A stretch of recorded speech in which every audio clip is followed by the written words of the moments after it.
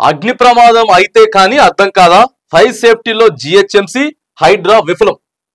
చూడండి, ఇక నిన్న ఓల్డ్ సిటీలో మొన్న శనివారం రోజు అంటుకున్నది.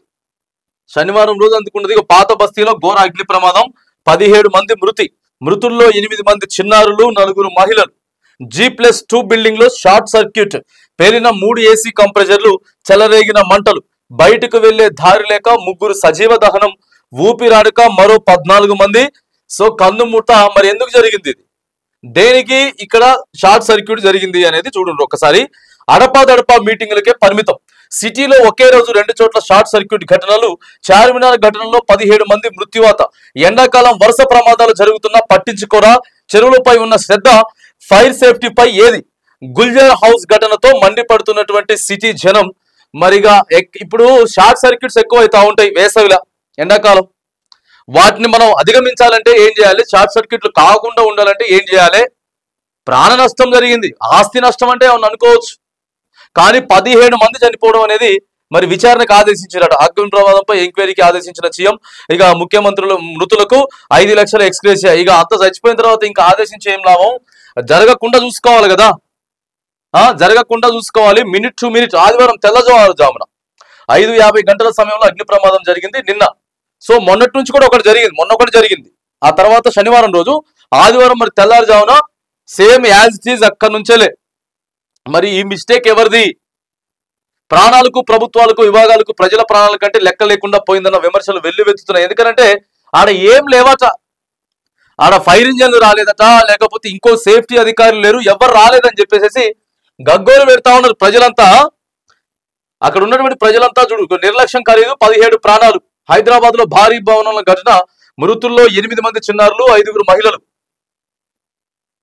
అక్కడ ఇక్కడ చూడండి, ఫైర్ ఇంజన్ లో నీళ్లు లేవు, అంబులెన్స్ లో ఆక్సిజన్ లేదు. అంబులెన్స్లపై రేవంత్ ఫోటో పెట్టడం తప్ప కాంగ్రెస్ ప్రభుత్వం ఏం చేస్తోంది? ఆక్సిజన్ ఉంటే మా పిల్లల బతుకు. మంత్రిని నిలదీసినటువంటి బాధిత కుటుంబాలు.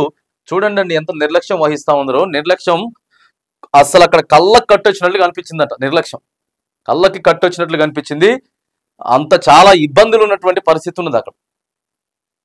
17 మంది చనిపోవడం అంటే మామూలుగా జరగకుండా ఉన్నప్పుడు చూసుకోవాలి. ప్రభుత్వ అలసత్వానికి సామాన్యులు బయలు చెప్పేసి ఒక కేసీఆర్ రాసుకొచ్చిండ్రు. అంటే ప్రతి దినపత్రికలు కూడా ఇదే కనపడతా ఉంది. మరి ప్రభుత్వంలో ఎందుకు మార్పు రావట్లేదు అర్థం కాదు. మృతుల కుటుంబాలకు 5 లక్షలు, వారి కుటుంబాలకు అండగా ఉంటాం బట్టి మృతులకు సంతాపం తెలిపినటువంటి సీఎం. ఏది ఏమైనా కానీ ఒక అత్యంత దారుణమైనటువంటి ఘటన పాత బస్తీలో చోటు చేసుకుంది. ఇక చూడండి, మొత్తం ఏం లేదు, యాడికాడికి బూడిద అయిపోయింది అనమాట. ఎక్కడికెక్కడికి బూడిదైపోయింది. 16 మంది పోయినారు. G+2 బిల్డింగ్ లోని మొదటి అంతస్తులో నిద్రిస్తుండగా షార్ట్ సర్క్యూట్ తో 3 ఏసీ కంప్రెసర్లు పేరి మంటలు అలుముకున్నాయి. ఎక్కడికి పోవడానికి కూడా లేదు. DRDO, Apollo, Malakpet, Yashoda hospitals కు తరలించారు.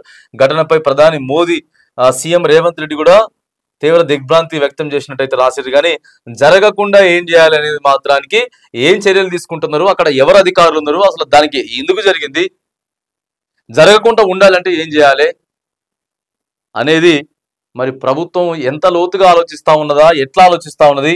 హైడ్రా మీద ఉన్నటువంటి చెరువులు కబ్జాలు చేస్తే ఆపాల్సినటువంటి ధ్యాస మరి వీటి మీద లేకుండా పోయిందని చెప్పేసి పాత బస్తీలో మాత్రానికి ఒక ఘోరమైనటువంటి అగ్ని ప్రమాదం నిన్న తెల్లవారుజామున అయితే చోటు చేసుకున్నది.